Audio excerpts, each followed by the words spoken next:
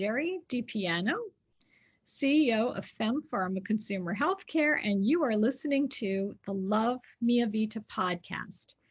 Today, our guest is Alison Bladh, who is a registered nutritional therapist who helps women manage the negative symptoms of menopause. Alison has worked in the health and wellness industry for over 30 years, specializing in menopausal health. Alison runs her own online clinic, helping women worldwide manage the negative symptoms of menopause. Her mission is to support her clients with tailor-made changes to diet, health, and lifestyle so they can harness their hormones and get their confidence back. So today, we are pleased to have Alison with us, and we're going to be discussing nutrition and menopause, and specifically focusing on a topic that is very important, and that is how to deal with changes in blood sugar during these menopausal years. It's a super important topic because, as we know, there's a relationship between diabetes and cardiovascular disease, and the culprit oftentimes is the blood sugar issues that women are sometimes facing. So with that, let me introduce Alison. Oh, thank you so much, Gerie. It's lovely to be here today. And thank you for that lovely introduction. I'm really looking forward to our conversation today. So thank you. So Alison, maybe we could start off with the way in which you work with your clients. And no secret, Alison is British and was raised in the UK, but she does see clients all over the world. So she's not restricted. If you happen to be listening in from a different part of the world, I'm based in the United States, just outside of Philadelphia, Pennsylvania. But if you happen to be in a different part of the United States or a different part of the world, Alison may be available to you. Yes, I work all over the world, which is fabulous, really. So you can help so many more people. I live in Sweden at the moment, but I am actually British. And how I actually work is as Gerie said, I'm a registered nutritional therapist. And I work on a one-to-one basis with my clients. I actually work with what we call the functional medicine model, which is where you really get down to the root causes and the, you kind of, I liken it to peeling back the layers of an onion, really finding out what is going on in the body. Rather than just guesswork. So I involve, if needed, functional testing, could be stool testing, could be hormone testing, really depending on what the client needs. And, we sit down, we go through everything, and then I put together like a health plan that we come to agreement, and then we work through that. Because I find a lot of my clients need support, like we all do. It's very easy to tell someone what they should do, but actually doing it is a completely different thing, isn't it? So I have contact weekly with my clients and really just see how things are going, help them with the support and help them with the nutritional changes and lifestyle changes, because it's difficult changing habits. We've had the habits that we've had for years, and you can't change them overnight. So you really need someone to be there to help you. And I really work on a very realistic way as well, because, I understand that we're all busy and we're all stressed, that you can't expect someone to completely change their nutrition overnight. So, working on, I always like to say, let's swap out the foods that aren't so nutritious and let's start eating foods that are nutritious. So it's all about swapping things rather than, completely changing everything. So it makes it more realistic and more doable for people without adding another stress to their life, really. So starting out with smaller changes and working on that over a period of time, really as a coach, as a nutritional coach, to help them to get to a point where they really just do this naturally. Let's face it, we all have bad habits. Some of us have more bad habits than others. And so trying to unwind that and make them and change them into healthier habits, healthier eating habits, healthier fitness habits, doesn't happen overnight. And it's more sustainable if it happens gradually, right? I mean, you don't run a marathon if you've never run a marathon and you want to start running.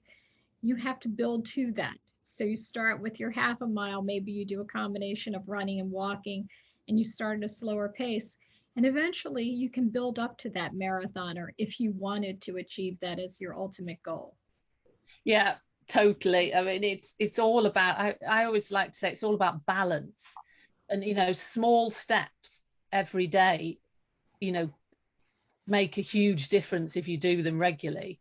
And one thing that we should remember is when people are going into perimenopause and menopause, you know, that they're already quite stressed and maybe suffering from a lot of different symptoms that are really making their lives quite unpleasant.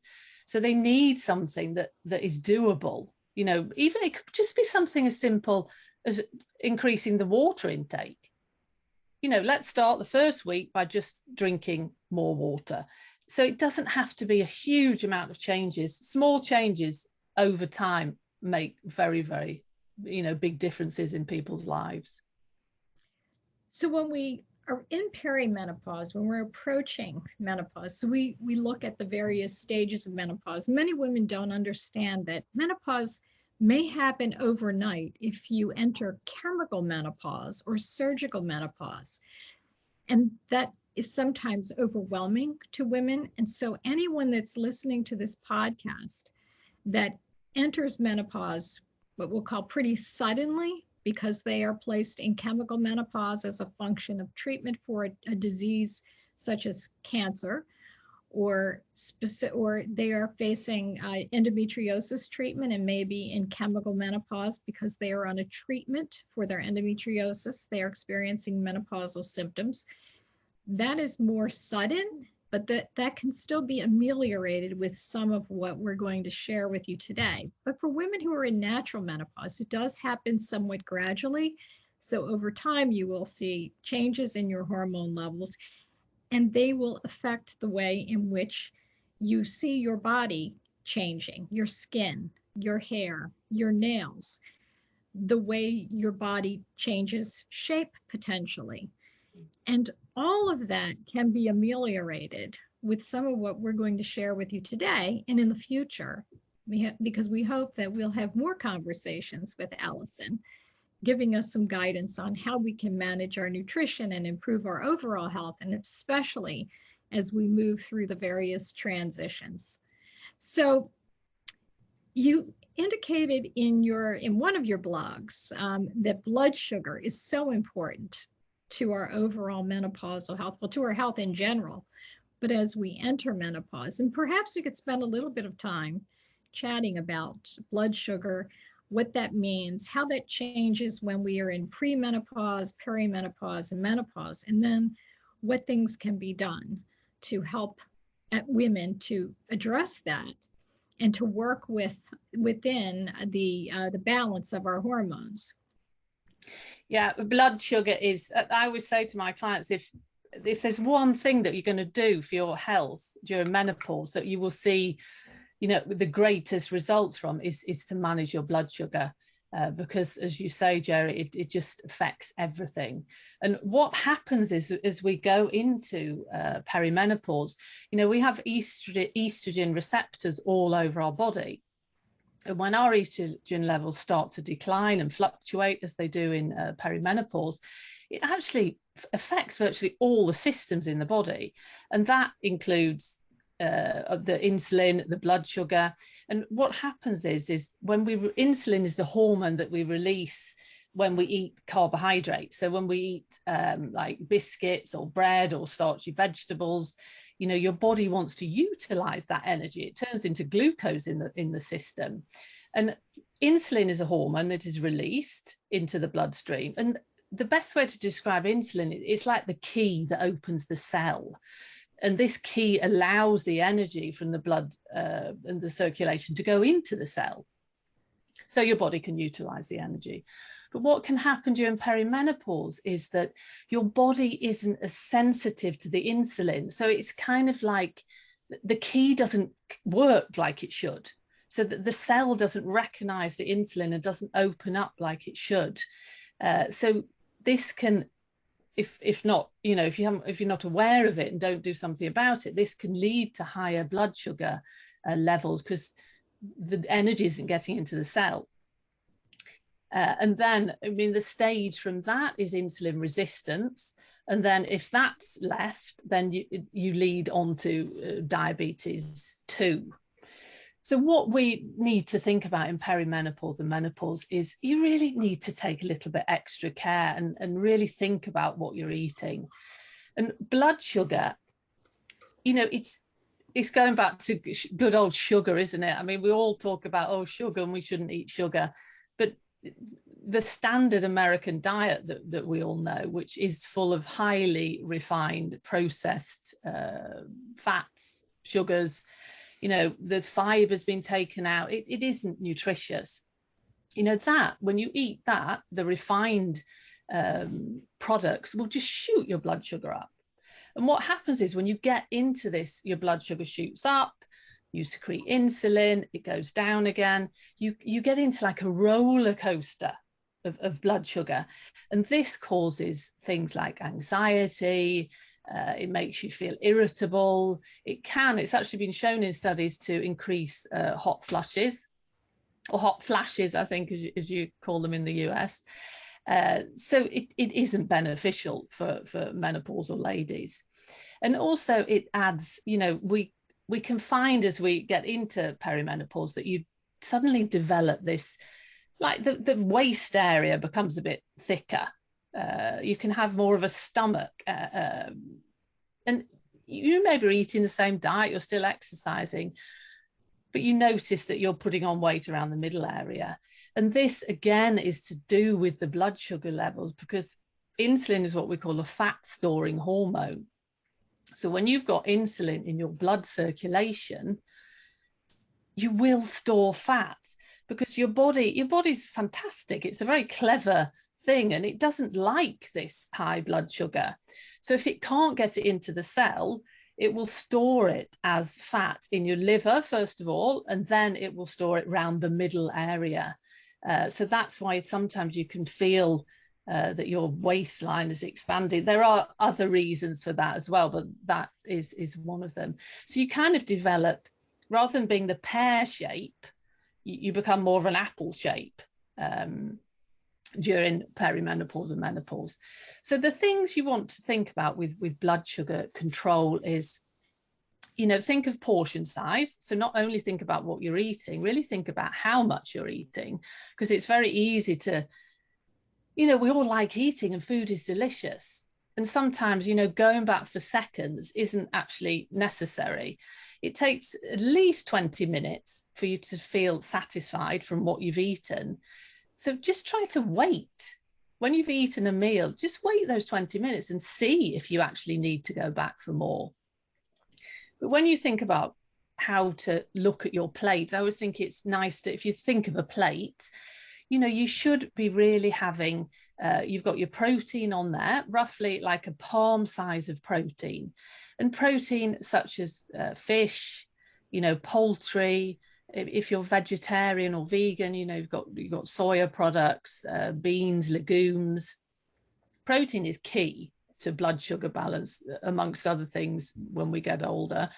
And then, you know, rather than having a huge plate of carbohydrates, so for example, bread, white bread, refined products like pasta, white rice, which are refined carbohydrates. And when you eat them, they will go into your circulation very fast and shoot your blood sugar up. So think of having your protein and then having vegetables. So I have my palm size of protein, and then I fill half my plate up with non-starchy vegetables. So, you know, like your greens, your broccolis, your salads, and then having a little bit of carbohydrate, maybe like sweet potato.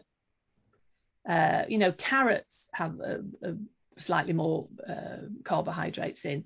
So it's all about balance. Rather than having, you know, half of your plate full of rice, a very small bit of protein, and maybe one vegetable, you really need to rethink the way that you plan your plate. And also there's something called the glycemic index, which can be very useful when looking at foods that you should be eating to manage blood sugar. And they're basically foods, you can look, there's a scale there, and you can look on how they affect your blood sugar. So you want to be eating the foods on the lower scale of the glycemic index, because they've been shown that they don't spike blood sugar, and that they're your foods like your whole grains. Fiber is key. We want fiber. That really, not only helps blood sugar balance, but it helps the gut and the microbiome and everything. So it's all about balance and thinking about what you eat, and getting rid of the refined, processed, sugary foods. And also, don't forget about drinks, because for some reason we tend to think about what's on the plate, but then on the side we can have like a Coca-Cola or a soda. It's just like pure sugar. So really be mindful of what you're drinking. I mean, the energy drinks, they are just so full of sugar and caffeine, and they're terrible for your health. It's actually quite interesting, because in Norway, France and Denmark, certain brands of energy drinks have actually been banned because they're concerned about the effects that the ingredients have on the human body. Speaking of drinks, so for those of us that do have a drink, whether it's a nice glass of wine, let's discuss the sequence of consumption of something like a glass of wine. So if you start off, before you actually put one bite of protein in your mouth, if you start off drinking wine, what does that do to your blood sugar? Yeah, great question. That, because it's alcohol, it's wine, it contains quite a lot of sugar. That will, if you haven't eaten anything and you just drink the wine first, that will shoot your blood sugar up, because it goes directly into your system. Whereas if you've eaten something, if you've eaten protein, it has like more of, I suppose you could describe it as like more of a buffering effect. It will still increase your blood sugar, but it won't spike it as quickly, because it will buffer the effect. It's same with if you eat fat as well. That tends to balance out the blood sugar effect slightly more than rather just drinking something that's sugary. So we often discuss what happens when we begin our meal. And for example, thinking about dinner, we mostly think about how the meal progresses. So oftentimes there's bread that's served as part of the appetizer. Now, I grew up in a family where we didn't eat bread. Italian that doesn't eat bread. Can you imagine that? However, we never started our meal with bread. We started our meal with antipasto, and antipasto consisted of veggies like artichokes and sliced tomatoes and a little bit of hummus. But when I would dine out, they would always serve bread. And when I was old enough to drink, there was wine. So there was wine and there was bread. And you could continue that tradition. And can you imagine that? You're starting with white bread and a glass of wine to spike your blood sugar. And your body keeps digesting and processing that sugar throughout your meal. Does that impact all of what we're just discussing in terms of blood sugar? So the sequence of eating these various proteins and veggies, does that matter?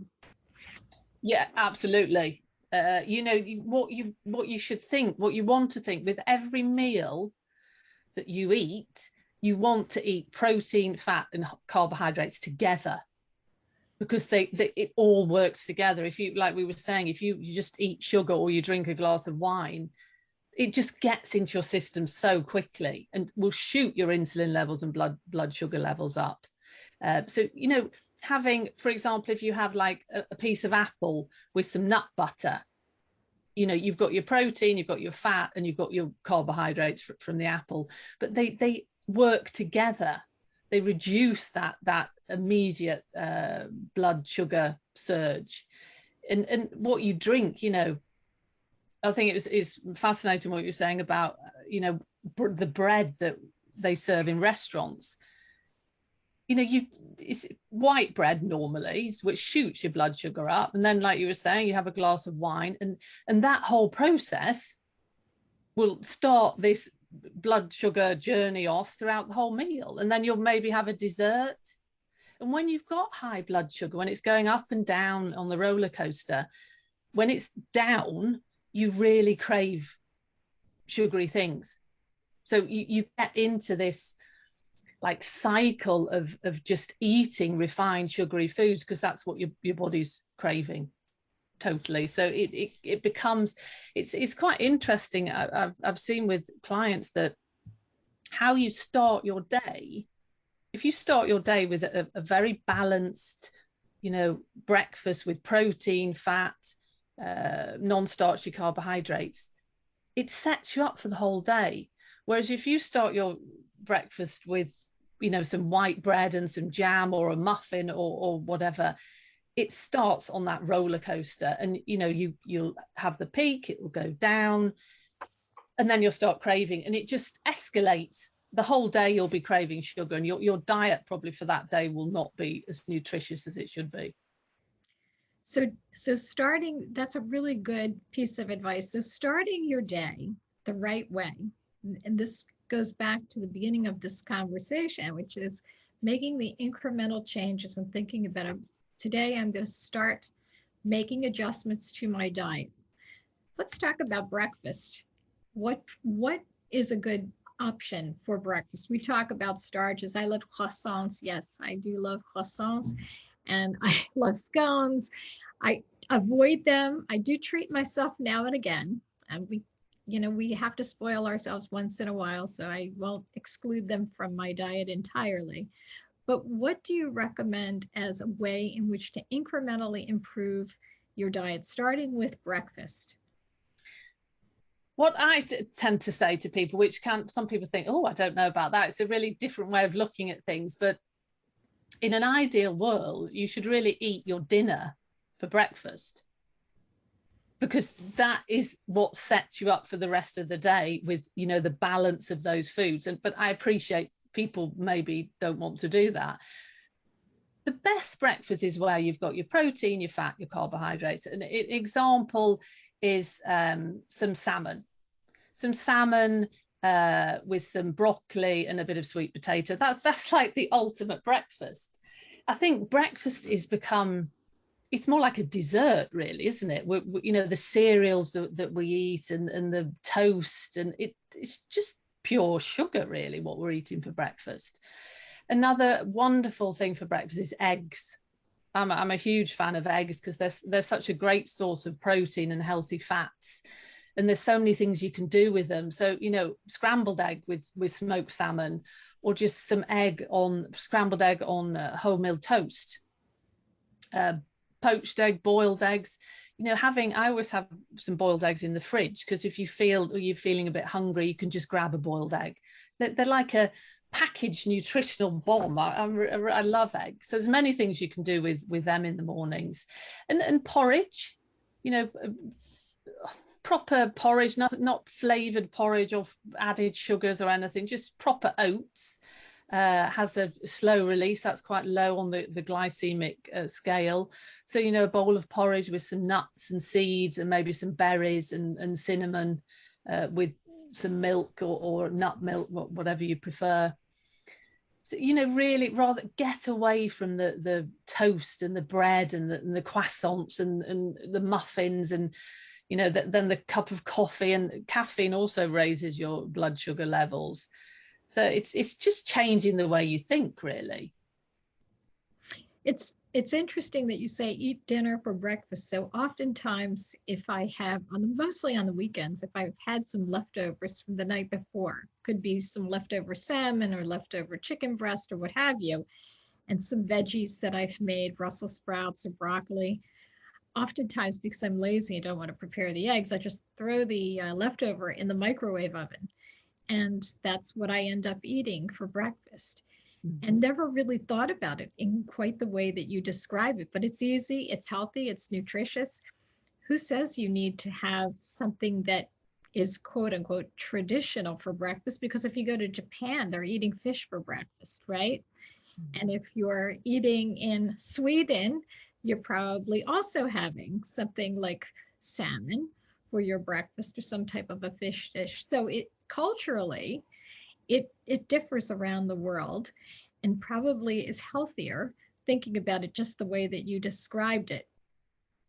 Yeah, but some people think, oh, I don't know about that, but they haven't really thought about it. But that is such a healthy way to live. And then, having your main meal or your dinner for breakfast, and then, having your lunch, and maybe in the evenings, obviously you have your evening meal, but maybe it doesn't need to be quite as large, and the portions don't need to be as big. So eat more in the mornings and less in the evenings, really. And it's been shown. I find fascinating with intermittent fasting and the research that's coming out on that there's lots of different ways that you can do it. But some people don't eat breakfast, or that they'll have their breakfast much later, more of a brunch sort of breakfast at 11, maybe 12 o'clock. And then they have more of a dinner style breakfast. So there's lots of ways of fitting it in to whatever suits the person that's doing it. But yeah, it's a good way of thinking. And leftovers, I'm a huge fan of leftovers. I mean, they're delicious, and you've got them in the fridge, and it takes a couple of minutes to warm up in the microwave. So back to the point of intermittent fasting. So I actually did intermittent fasting for about 18 months and noticed a complete transformation. I'm naturally a slender person, but I had heard about intermittent fasting and did a little bit of research on my own. But I'm curious about your thoughts on intermittent fasting. Yeah, it's still in the early stages. The research isn't really there to give us the full picture. There is research coming out on it, and I've seen with clients and myself that it works if you get the right. It's not for everybody, it really isn't, but if it works for that person and they can manage it, and they're not feeling, you shouldn't be feeling really hungry all the time, because that obviously can lead to other things. But we do need a bit more research on it, really, to back up saying anything that, oh, it absolutely does this or that. But when you look at what's coming out in the research, it is very beneficial, the results that they're getting. And it really, but the problem is in society today is that we are constantly eating. I think we've gone from having 3 meals a day to then having that we should snack, every other hour. So we're constantly eating from the time we get up to the time we go to bed. And, your digestive system needs a break to repair itself and, do all the wonderful things that it needs to do so it can work perfectly. And with intermittent fasting, amongst other things, this really gives the digestive system a rest. So it can rebalance and work better, and the microbiome and all the other wonderful things that are in your digestive tract can work more efficiently. So that's one of the main benefits of intermittent fasting. And also it cuts down that you're not constantly eating, which we don't really need to do. They've found now through research that we don't actually need to eat the amount of food that we're eating. The whole food environment, the whole of our lives is just surrounded with food. No matter what shop you go into or wherever you are, there's just food everywhere. It's hard to resist, really, isn't it? We're only human. So there has been a new trend, at least here in the United States, to combine dining opportunities with shopping. And we've noticed that in some of the higher end boutique kinds of stores where the cafe is right inside the shopping boutique. So it makes it easy for women, mostly women, I've noticed it mostly in women's boutiques, to stop, have a coffee, have a snack, have a treat, have a glass of wine. And you're absolutely correct. We tend to fill up our day with food. Totally. And it's not necessary.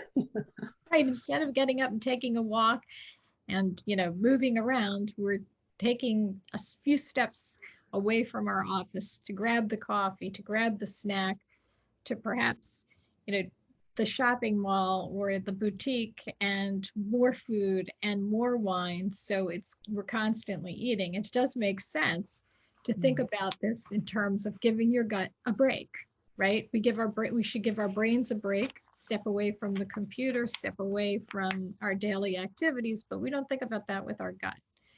No. It's constantly being charged with activity. But I do want to address the idea of, if you are a woman who may already have some issues with blood sugar, what can be done? How can she be helped in terms of perhaps making some of those changes? And obviously, we want to be absolutely clear that we are not providing medical advice. And so if you have been diagnosed with an issue where your blood sugar is already elevated, you should be seeing a healthcare practitioner and a specialist, probably an endocrinologist.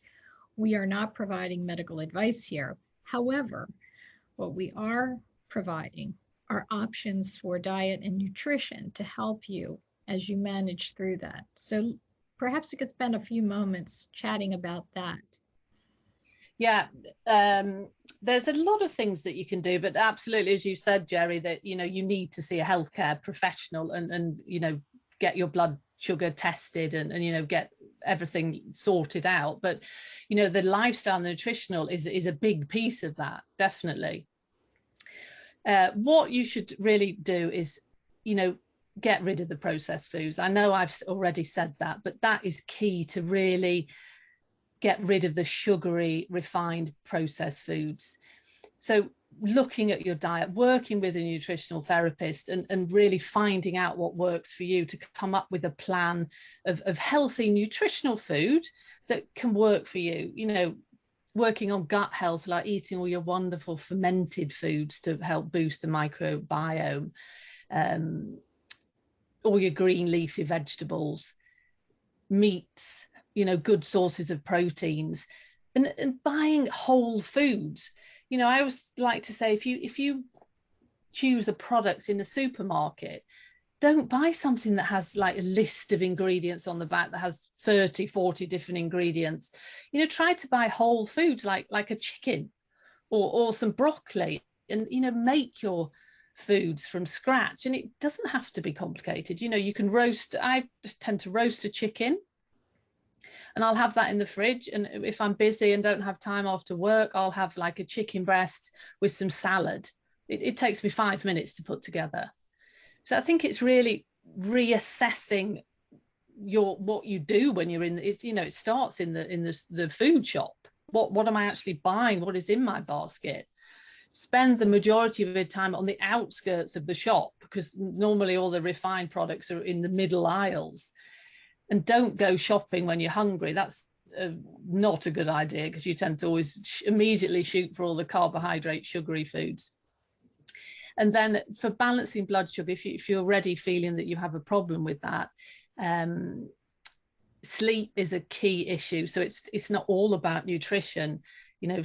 Getting good quality sleep is key for many things, but certainly for blood sugar balance, because you get into this vicious cycle with sleep. If you're not sleeping, which can happen during perimenopause and menopause, that will in turn cause a stress response.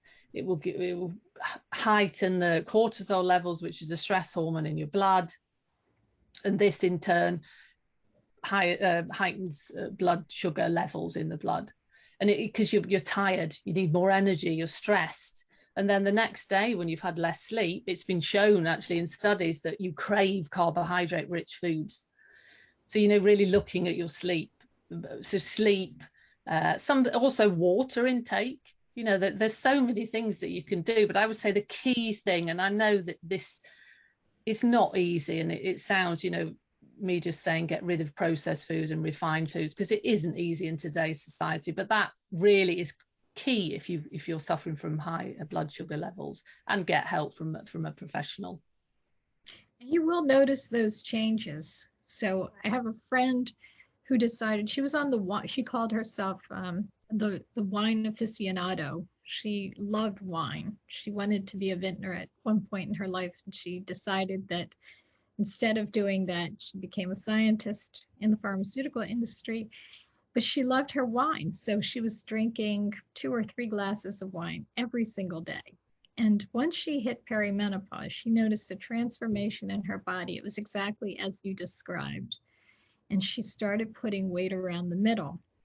She went off the wine diet. So she went from drinking 2 to 3 glasses to having a glass with her meal, and made some incremental changes. And she noticed that her middle became smaller. So her body proportions, her weight didn't change, but her proportions changed. So she did notice that evolutionary process and an improvement. She also noticed that her quality of sleep improved because she could sleep through the night. She didn't have that spike, that sugar surge at 2, 3 o'clock in the morning.